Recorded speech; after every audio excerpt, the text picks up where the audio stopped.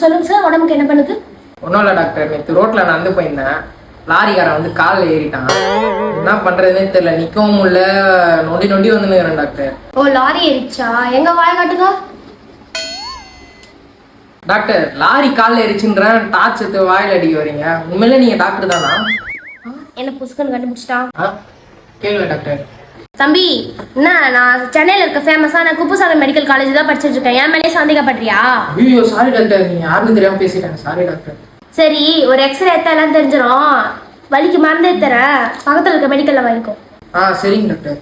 என்ன டாக்டர் இது ஆல்ஸ் விசினி எதுக்கு தெரியுங்க? அது என் ஹேண்ட் ரைட்டிங் உனக்கு புரியாது. மெடிக்கலில் கொடு, அவங்க சொல்லுவாங்க. நாளைக்கு எக்ஸ்ரே ரிப்போர்ட் வருது, நாளைக்கு வந்து பாரு. ரிப்போர்ட் வந்துச்சா டாக்டர்? வந்துச்சுப்பா. பரவாயில்ல, லாரி ஏறியும் காலுக்கு ஒன்றும் ஆகல. ஒன்றும் இல்லைப்பா, இந்த தைலத்தை தேய்ச்சி தூங்க, எல்லாம் சரியாயிடும்.